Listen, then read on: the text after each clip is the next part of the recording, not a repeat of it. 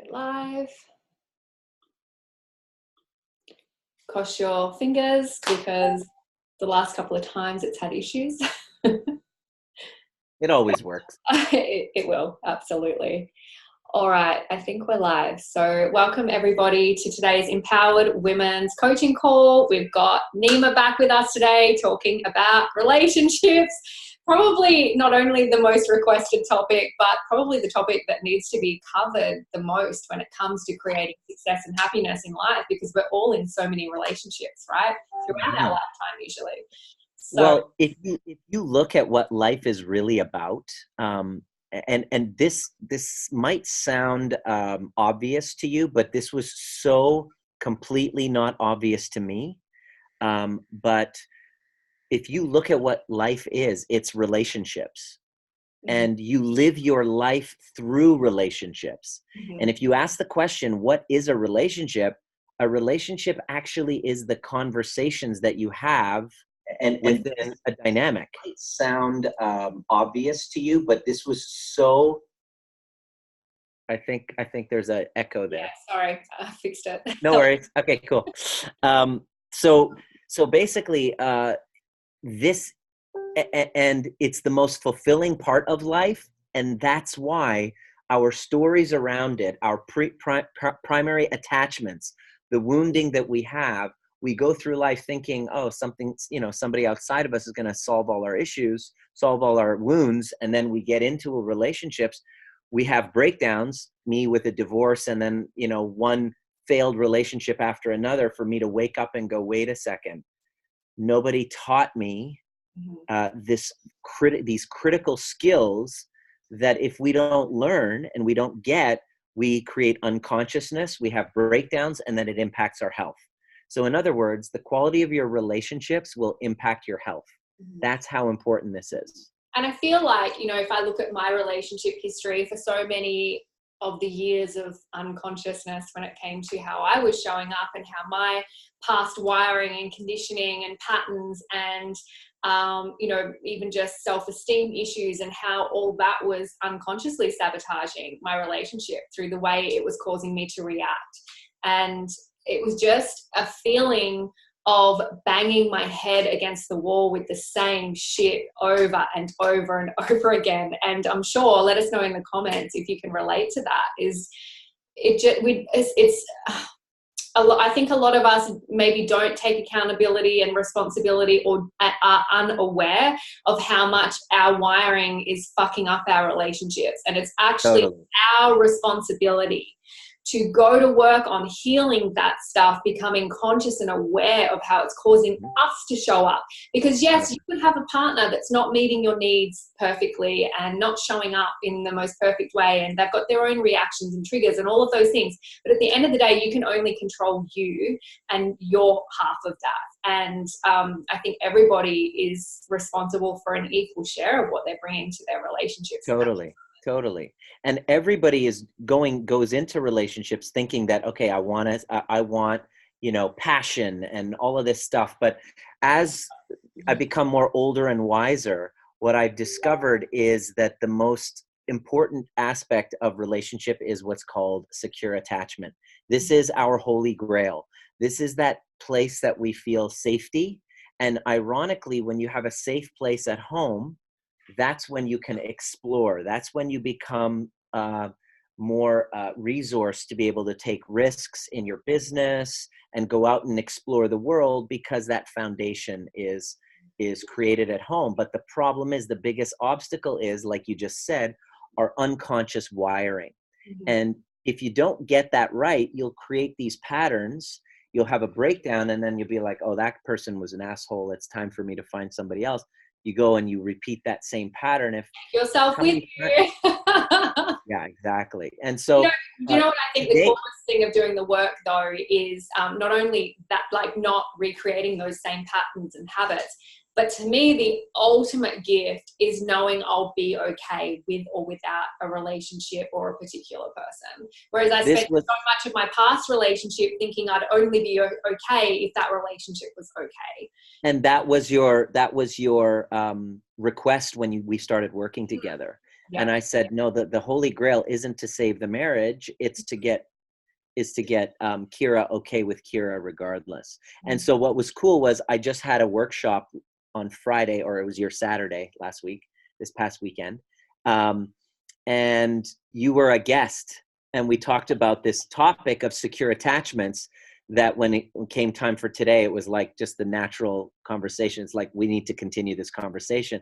We have a 2-part workshop on Zoom that I had that just blew everybody's minds, because it was so relevant that we wanted to share the kind of like a tidbit of that conversation, and then invite anyone else who wanted to be part of it, because we're doing it again on Saturday, or Friday in North America, Saturday in Oz, to continue the conversation on healing those attachment wounds. Because the goal is, whatever relationship anxiety that you go through, what I discovered is that if I just work on my relationship anxiety, I have to heal those wounds, and then the goal is to create a secure attachment.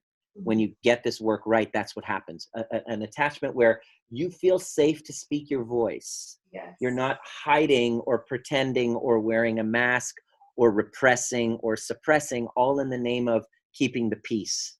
I think you become more resourceful in how you speak your voice as well. It's not so much from reaction. You have a better, more grounded communication style, rather than, I think for me, I was so desperate to be heard that as that desperation grew over time, my resourcefulness in how I was trying to be heard just kept it wasn't inspiring. Yeah, totally. The kind of Coles Notes of it is, in order to create a secure attachment at home, you must take on the work of becoming secure within yourself. Do you think this is thinking out loud here? My observation is that women are most guilty of becoming extremely needy in a relationship, and men more often than not probably become more distant and pull away. Needy. Which perpetuate women being more needy probably, and then the man being more distant. Yes, and I've seen it. Like, I just got off a call with a gentleman who was in that situation. He's the pursuer, she's the distancer. You know what I mean? You might experience that, or your girlfriends might talk about that, and the whole the crazy. It happens with guys too. You know what I mean? You've seen needy guys, and it's just here's the thing. Depending on the way you're build your kind of wiring based on your primitive relationships, you're going to show up either secure or insecure. And then we're going to do a little quiz, 43 questions. You're going to write down real quick. Today you got to have a pen out so we can do this, and you can figure it out today for yourself, which one you are, which one predominates for you. In the insecure attachment, the secure attachment style is the holy grail. This is your ideal. This is your potential. And it's kind of like a situation where you feel safe and secure. You feel, here, let me just, I have a few notes about that. It's kind of like you have a relationship where you have matching behaviors. Both of you will cross your legs at the same time. There's this familiarity. There's like a natural grooming. If you were out to a restaurant, you're watching a couple talk and speak, you can tell when they're securely attached. There's a easy friendliness and eye gaze. There's an experience of each other as like regulating. Like, in other words, when you get into the room with that person, you actually feel a sense of calmness, versus the anxious, where you get into the room and all of a sudden, the insecure is, you get into the room with that person and there isn't that sense of safety and security. There's a sense of anxiety and insecurity that comes up. It's like, your body tenses up. Maybe when Say that again. One partner might experience anxiety and stress as well. Say that again. What was the question? Like you're saying, being together can create anxiety, but also one person leaving for the day or leaving the room. Exactly. How do you show up? Exactly. It's this, one of the key hallmarks of a secure attached relationship is, do you feel like I'm going to ask you a few questions right now, and I want you to tell me what kind of resonates for you. Let me just pop it up here. I have, We're going I have a few. Yeah. So we're going to do a quiz. It's so powerful. It is going to shine a spotlight on how you're showing up in your relationship so that you know what to then go work on. So please make sure you've got a pen and paper. You definitely want to do this. It was really Yeah. Okay. So, oh, here it is. Boom. Your attachment. Okay. So the first question that you want to ask is, this is the quiz that we have. Okay. So you're either we're going to determine which kind of attachment style you are. All right. So the first one, it's going to get a deeper understanding of yourself, because most of you are showing up completely blind, and if you don't know what your style is, you have no idea what to do. So here's what I want you to do. I'm going to say a statement, and you're going to determine what's true for you. So if it's true for you, you're going to put down the letter that I tell you after the statement. Let me give you an example, okay? So the first one you're going to answer, you're going to take a look at your relationship, or you're going to take a look at your past relationship if you're single, okay? Or how you show up usually. Number one, there's 43 questions. I often worry that my partner will stop loving me. I often worry that my partner will stop loving me. If that's true, write down A. Okay, you just put the letter A there. We're going to tally up A, B, or C at the end of it, but just put A there if that's true. So tell me what's true for you if you can relate to the statement. Number two, I find it easy to be affectionate with my partner. I find it easy to be affectionate with my partner. If that's true, put down C. Okay.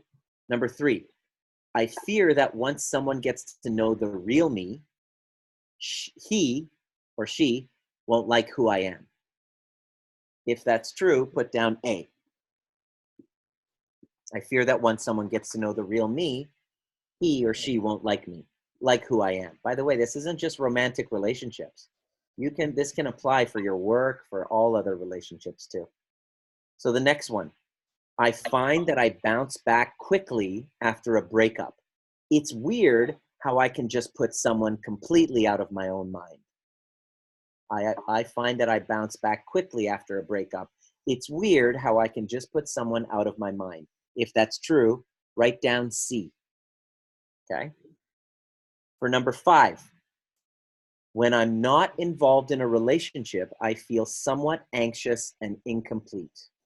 When I'm not involved in a relationship, I feel somewhat anxious and incomplete. If that's true, write down A.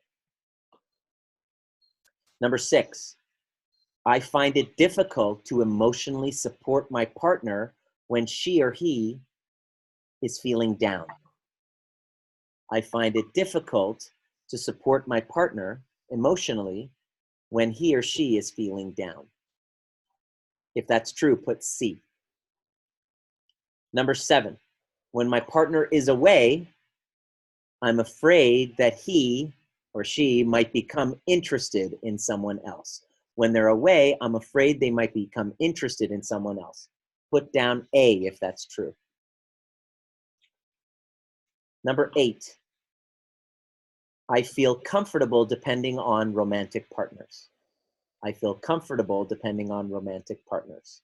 If that's true for you, put B. Number nine, my independence is more important to me than my relationships. My independence is more important to me than my relationships. If that's true, put C. Number 10, I prefer not to share my innermost feelings with my partner. I prefer not to share my innermost feelings with my partner. Put C down. C if that's true. I prefer not to share my innermost feelings with my partner. Number 11, when I show my partner how I feel, I'm afraid my partner won't feel the same about me. Put A if that's true. When I show my partner how I feel, I'm afraid my partner won't feel the same about me. Put A if that's true. Number 12, I'm generally satisfied with my romantic relationships. I'm generally satisfied with my romantic relationships. Put B down. D. I'm generally satisfied. Put B. Number 13, I don't feel the need I don't feel the need to act out, create drama in my romantic relationships. I don't feel the need to act out. By the way, you got to tell yourself the truth. Tell the truth. I don't feel the need to act out in my romantic relationships. If that's true for you, put B. B.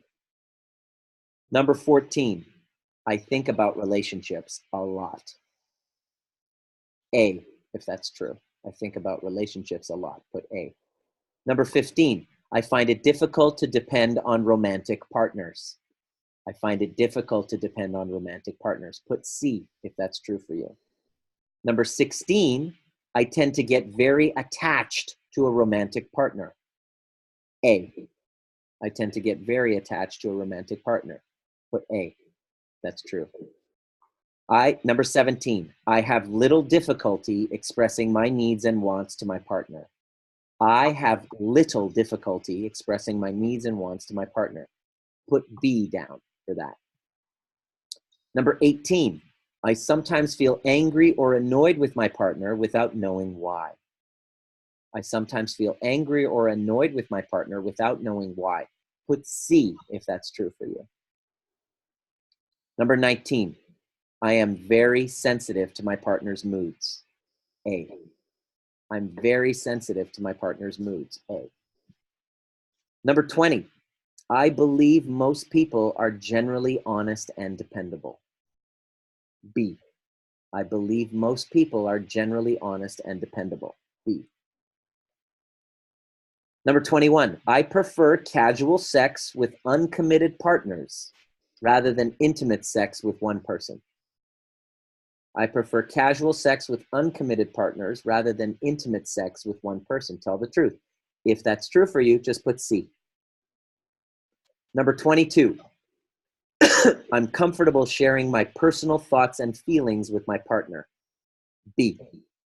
I'm comfortable sharing my personal thoughts and feelings with my partner. B. Number 23, I worry that if my partner leaves me, I might never find someone else. I worry that if my partner leaves me, I might never find someone else. That's A. Number 24, it makes me nervous when my partner gets too close. C. It makes me nervous when my partner gets too close. C. Number 25, during a conflict, I tend to say and do things I later regret rather than reason with things. A. During a conflict, I tend to say and do things I later regret rather than reason with things. A. That's true. Number 26, an argument with my partner doesn't usually cause me to question my entire relationship. B. An argument with my partner doesn't usually cause me to question my entire relationship. B. Number 27, my partners often want me to be more intimate than I feel comfortable being. C. My partners want me to be more intimate than I feel comfortable being. C. Number 28, I worry that I'm not attractive enough. A. I worry that I'm not attractive enough. A. 29, sometimes people see me as boring because I create little drama in my relationships. That's B. Number 30, I miss my partner when we are apart, but when we're together, I feel the need to escape. I miss my partner when we're apart, but when we're together, I feel the need to escape. C. That's a C. That was me in my last relationship, for sure. 31, when I disagree with someone, I feel comfortable expressing my opinions. B. When I disagree with someone, I feel comfortable expressing my opinions. B. Number 32, getting down the home stretch. I hate feeling that other people depend on me. I hate feeling that other people depend on me. That's C. That's a C, if that's true for you. 33, if it's true for you, check this out. If I notice that someone I'm seeing is checking out someone else, I don't let it faze me. I might feel a pang of jealousy, but it's fleeting. That's B. Okay. Partner I'm seeing checking out someone else, I don't let it faze me. I might feel a pang of jealousy, but it's fleeting. B. 34. If I notice that someone I'm seeing is checking out other people, I feel relieved because it means they're not looking to be exclusive. That's a C. Okay. Number 35. If I notice that someone I'm seeing is checking out other people, it makes me feel depressed. That's A. Okay. Number 36. If someone I've been dating acts cold and distant, I may wonder what's happened, but I'll know it's probably not about me. This is key. If someone I've been dating acts cold and distant, I may wonder what's happened, but I will know it's probably not about me. That's B. 37. If someone I've been dating acts cold and distant, I'll probably be indifferent. I might even be relieved. That's a C. Number 38. If someone I've been dating acts cold and distant, I'll worry that I've done something wrong. That's A. Okay. Number 39. If my partner wants to break up with me, I'll try my best to show him or her what they're missing. A little jealousy can't hurt. That's A. That's usually the A's. Drama, acting out, that kind of thing, the A. Number 40. If someone I've been dating for several months tells me he or she doesn't want to see me anymore, I'd feel hurt at first, but I'll get over it. That's B. Okay. Number 41. Sometimes when I get what I want in a relationship, I'm not sure what I want anymore. It's a good one. Sometimes when I get what I want in a relationship, I'm not sure what I want anymore. That's C. Number 42. I won't have much of a problem staying in touch with my ex. Strictly platonic. After all, we have a lot in common. That's B. Okay, that's it. So what I'm going to get you to do is to tally it up. Tally up how many you have A's, how many B's, and how many C's. Okay? And this will give you, and I want you to write it in the comment section, how many A's equals 8, 2 B's, and 7 C's, whatever it is. Tally it all up, write it out in the comment section. And Kira, I want you to read them out for me because I'm going to tell you what all of those things mean. Mm-hmm. Add them all up. We've got a little of a delay, so. Okay. Dale is mostly B. Perfect. Okay. I'm on the Zoom call right now, so I'm in the Zoom chat, so I'm not on the Facebook Live. I can't pay attention to two things at once. It'll confuse me. It'll confuse me. So essentially, you're dealing with A. If you're predominantly A, what it means is, first and foremost, I want you to write this down. A secure individual is what's possible and potential for you. Okay? And the fact if you're not secure, okay, if you're not secure, that's not your fault. We're not here to say it's your fault. None of this is your fault because your attachment style comes from primary wounding.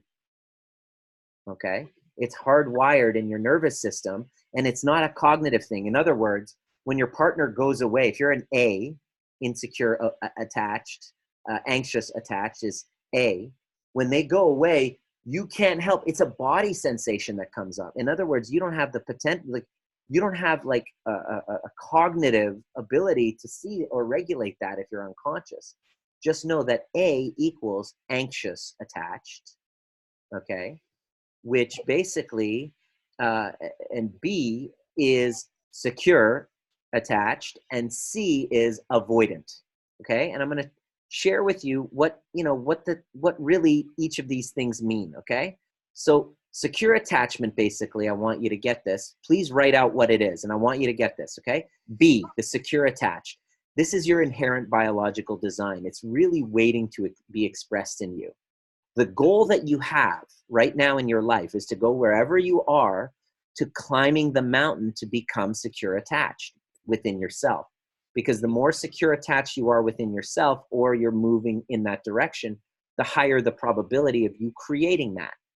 Because if you're anxious attached, you're A, you're going to migrate towards the C, the avoidance, the ones who are dismissive.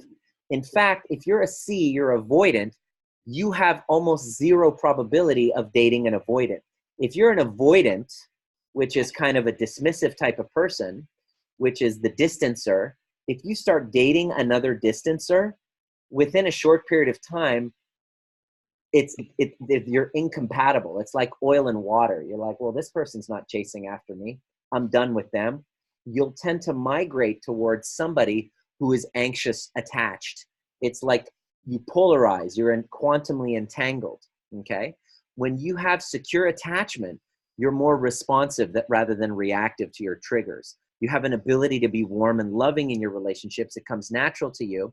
You enjoy being intimate, but without overly worrying about your relationships. You take things in stride when it comes to romance, but you don't easily get upset and like, you just kind of like hyper reactive and become doomsday with relationship matters.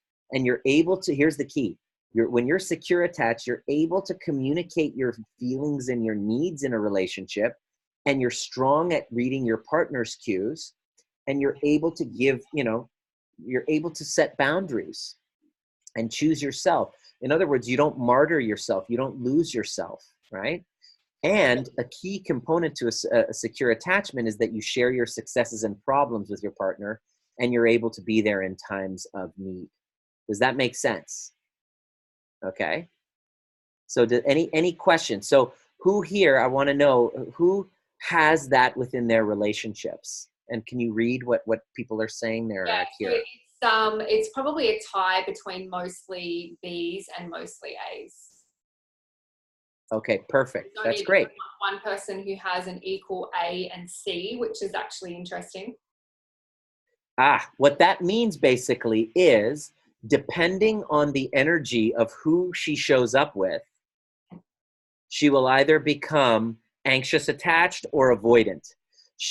Ask her if she's noticed that in relationships, sometimes she's the chaser and other times she's being the chased, depending on her level of self-resource. In other words, this is not a, one and done. In other words, it's a dynamic thing depending on your level of healing that you've done within yourself. Does that ring true? Does that ring a bell? Mm-hmm. So you'll notice you'll flip back and forth through quantum entanglement with who you're relating to. Now, the anxious attached is an interesting one. So many of you who are saying that you're anxious attached, I'm going to tell you a little bit about yourself. Well, first and foremost, if you are anxious, insecure, which is attached, avoidant, or anxious attached,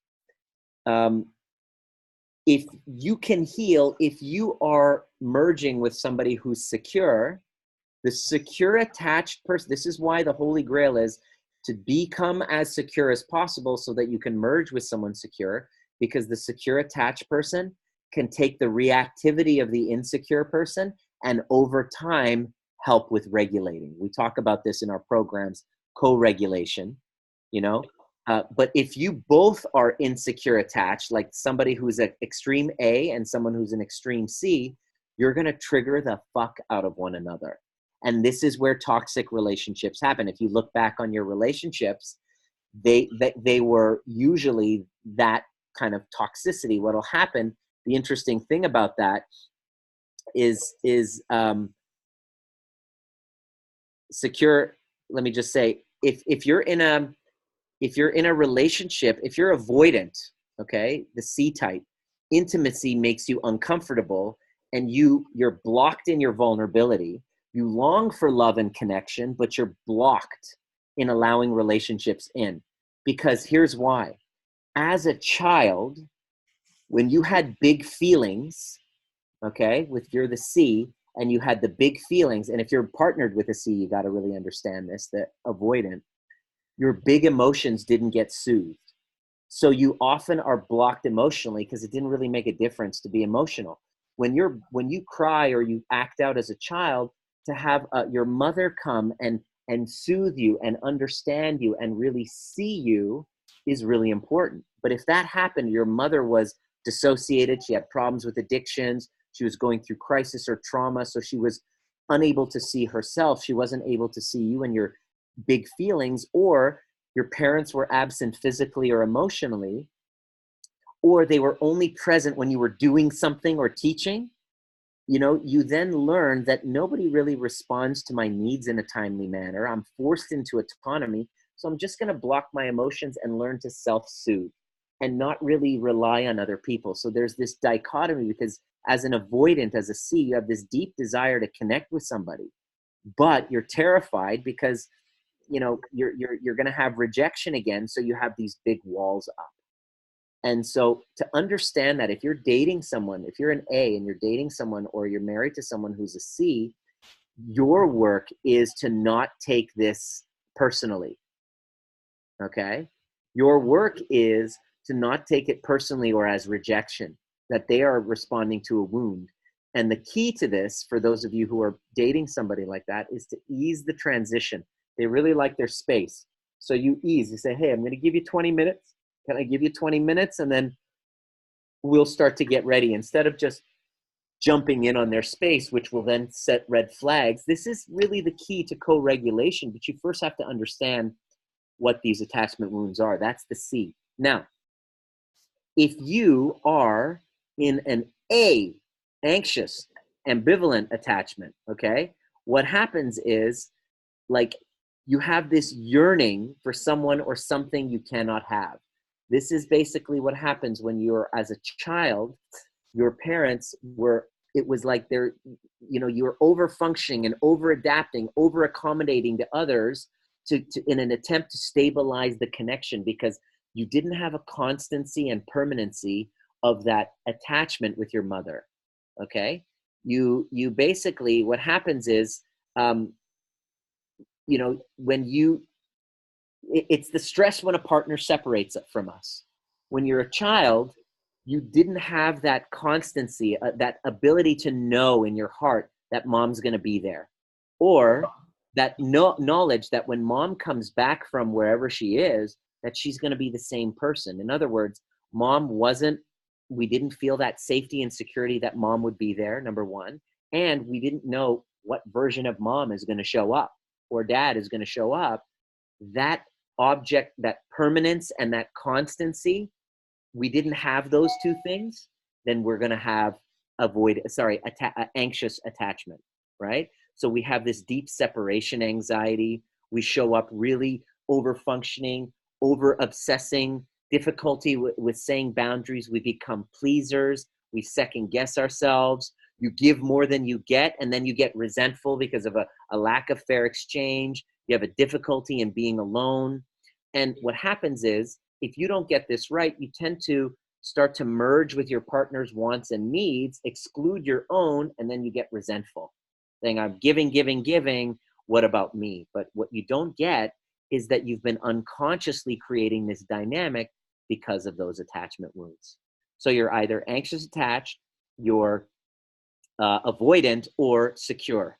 There's a fourth type called disorganized, when there was abuse, which is called disorganized, which is you just freeze. This is when you have your primary caregivers also hurt you. So you have a very confusing mishmash of everything, where there's deep trauma. And so that is, that's what happens when you have a disorganized attach. At the end of the day, the underlying root cause of all of these is trauma. Separation from mom, separation from feeling nourished, loved, resourced. And the answer is, number one, to learn how to heal those attachment wounds. And number two, to then learn how to navigate yourself and learn how to create a relationship where there's co-regulation. And this, my dear, is what I've become obsessed with, because when you learn how to get this right, your healing and your health starts to expand, and then you're able to go out in the world with power and freedom and self-expression. This is the holy grail of what we want to create. What I love about even just this quiz and this initial conversation, if this is the first time you're tuning in and hearing this stuff, is just simply creating that awareness of how you might be showing up. Awareness is always the first step to creating change. And when you see yourself this afternoon or tomorrow or next week displaying some of these behaviors, and now you're conscious of it, you can shine a spotlight on it and actually just create some inner pause, Totally. self-reflection. Totally. And when you create that little space between awareness and reaction, stimulus and response, you get to then choose how you're going to show up, or and that might be just simply removing yourself from the situation and choosing to love yourself and acknowledge yourself and realizing that you're seeking something and placing an expectation on someone that actually is your responsibility to give to yourself. Let me give you an example of how this would work for you, this awareness. If you know this about yourself, most of the time, first of all, if you don't know this, you're basically going into relationships blind, which is how I was doing it. Most of us have to have an awakening, like a divorce, to wake up and go, okay, what the fuck? Okay, how do I solve this? Once you know this, and let's say you're an attachment style, you're an avoidant, which means you have a difficulty separating yourself from the other partner's emotions.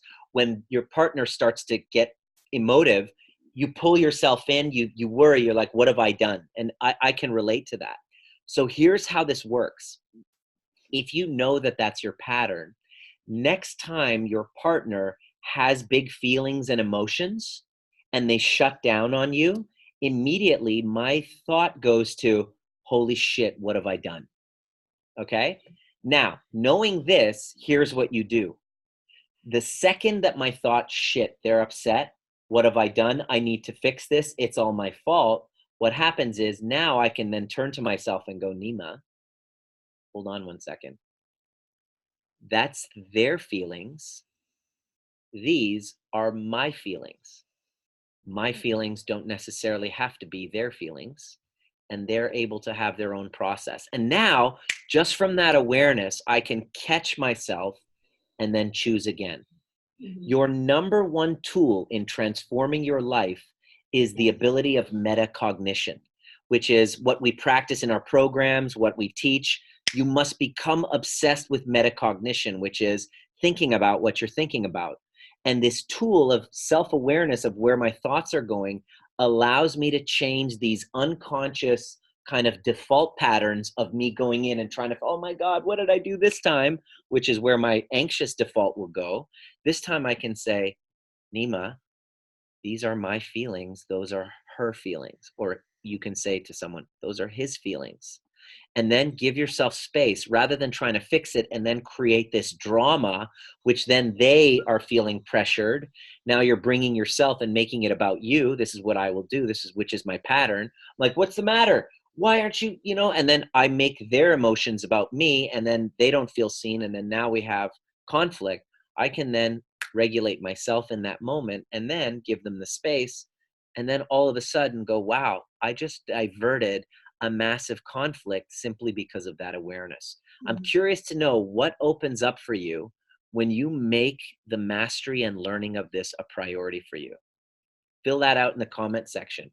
What takeaway have you had right now with this conversation? And what opens up for you if you just make the learning of this your priority? I'm curious. The one thing that I hear, when you're sharing the trigger for you, I think in a lot of relationship dynamics, because men just want to make women happy and women place a lot of responsibility on the man for their internal happiness, when really it should be fulfilling that for yourself. And that's why I say I feel like a lot of women can be on the A spectrum when they don't have self-love. They tend to be on that A spectrum because they need that filling up, that constant reassurance. And then because they're not internally happy, then the man is reacting like you just described, of like, oh my gosh, what is it that I've done? Why is she not happy? And it's just that constant dynamic. And make it all about me. Yeah. Totally. Exactly. And so it's critical for you to get this. And so I have a workshop coming this weekend that we go diving deep into how to heal these attachment wounds. Because the key to this is to create within your, even though you might be going through a challenging time. I mean, my specialty is helping people with relationship anxiety heal their attachment wounds so that they can create safe relationships that feel like home, from toxicity to deeper connection. Or, you know, they can move on from their relationships and then create that within their lives. Um, this weekend, I'm going into the nuts and bolts of how to do that. And I think I gave you the link there. I'm not sure if the link is up. If you can put that link up. And so what happens is, if you register for it, it's this weekend, it's Saturday. I'm going to ask that you show up ready to show your face on the Zoom call. But the second thing is that you'll also see the video you'll also see the 2-hour training from last weekend. And so you'll be able to be all caught up and then join in and then learn, because there's nothing more important to me than like breaking the trauma, breaking the cycles of intergenerational trauma, so that children can then experience a different way. Do you know what I mean? It's like, we can sit here and blame our parents all this time, but really what's important is for the person to put up their hand and go, I get it. They did the best that they could. It's up to me to heal this so that I don't pass this down. Because what happens no matter is, what's happened in your life, healing is your responsibility. It's no one else's responsibility. totally. Hannah's Because really gives me more understanding of why people do what they do. And that's so true. It's not only about regulating yourself, but it's actually being able to see the person in front of you and truly see them and where they're playing from, and you know, their reactions coming from their own wounded inner child. And that can take the charge out of it when you can see someone drowning in their wounds as well. Because here's what the goal is, okay? And then once you get this right, here's what happens, okay? You start to feel predominantly relaxed with your partner most of the time. There's an ease of flow that gets created between when you're close in connection and then when you're alone in your own space. In other words, it's not traumatic for you to separate. Like, there was a time I recall when I was dating somebody that after intimacy was complete and then it was time to kind of like go to sleep or whatever, just me slightly turning away to just kind of like relax would set off this massive feeling of abandonment. It was real for her, and it just literally would come up like that just after intimacy, you know, like this, it was traumatic to be disconnected, you know what I mean? So when you do get that right and you create that secure relationship, the times being alone to transitioning to being together and back and forth, it feels ease. There's an ease of flow. And when you hit a glitch, Kira, it becomes relatively easy for you to own your shit, apologize, and brainstorm a win-win to repair it and repair any kind of misattunement or fracture. And it's that balance between being able to see yourself and own what you need to own, but also being not taking things personally, like understanding that that's their shit and their feelings, and I'm actually not going to personalize that unless I know I need to take responsibility for something. So like you said, it's just this easy flowing communication, and there might be a moment of where you go into that pattern of defensiveness, but you're able to catch yourself and create awareness and just reset really easily. Totally. And the goal basically is, when you look at your partner, you can look at them with like kindness and caring. You know, you look forward to spending time together. You maintain safety in your relationship, and you trust that your partner becomes like a safe haven for you. Yeah. You know, you're available for safe touch and affection. There's no story around that, you know? And here's the key is, like, when something happens, like, you know, a celebration or a challenge, you're able to feel safe to turn to them first, you know, and respect their boundaries and have yours respected, you know, and feel like you're protecting one another. And so the whole goal is to create a safe space to heal and evolve and grow together. And the reason why I'm talking about this as a chiropractor is I knew that the fractured family dynamic, which is a relationship dynamic that was fractured, is the foundation of disease, of dis-ease. You know what I mean? You're only as regulated as your, you know, worst kind of broken down relationship. So this is why I got into this field, is because I had to go upstream. Because look at your thyroid issue, look at your digestive issue, look at your reproductive issue. Guaranteed, it's an attachment issue.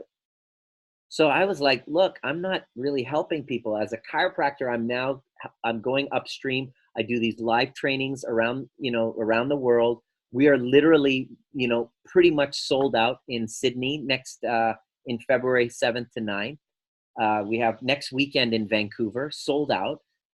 People are now hungering for this information. They're like, I'm done going to a counselor and just telling my victim story. I'm done taking pills.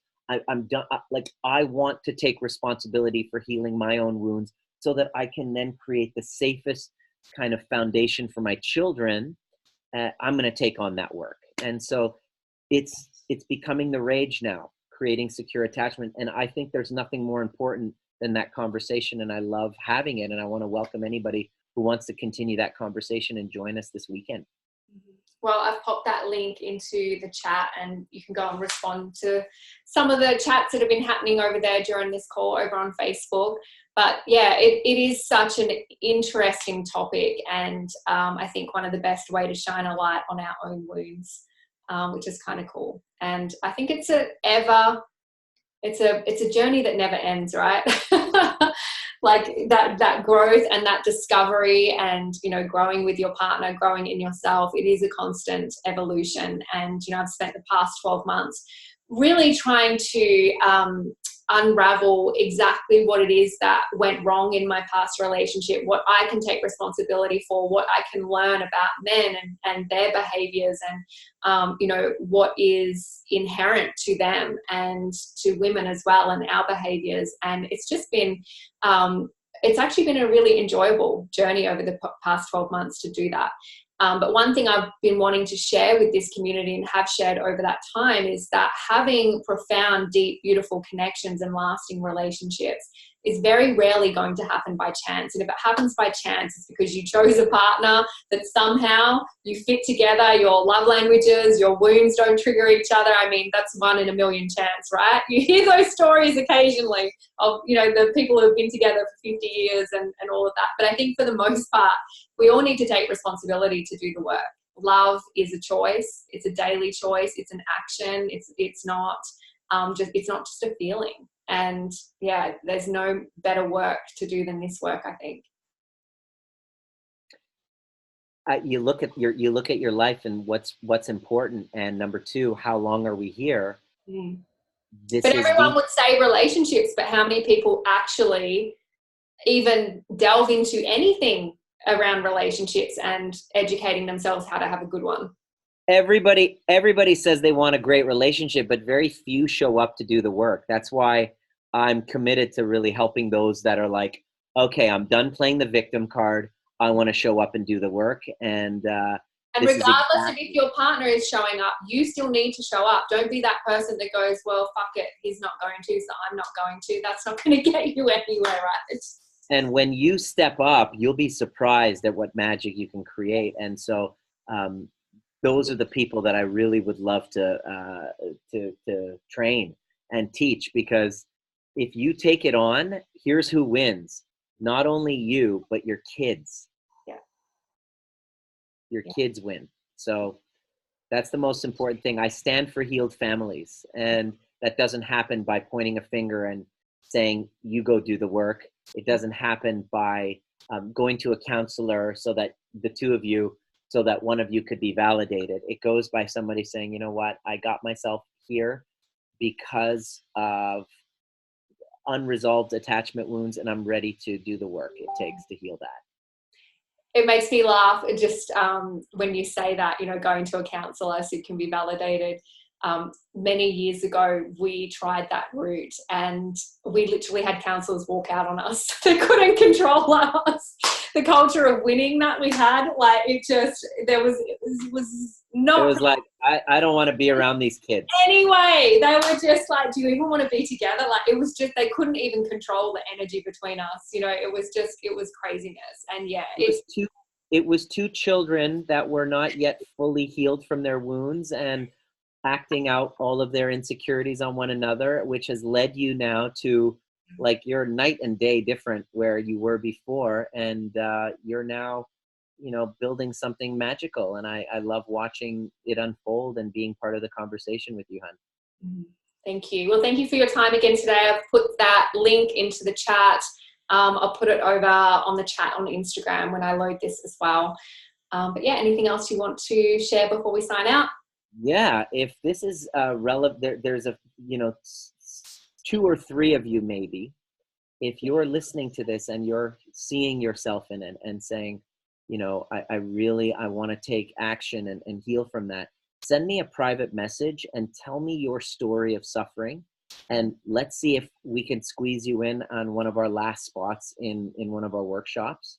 If you're serious about healing this, if you're basically saying, I'm worth it, my family is worth it, and out of the 40, 50, 60 years I have left on this planet, I want to take charge and do the work to create an amazing relationship. Because yes, it's a bit of a mountain, but it's so worth it when you get up there.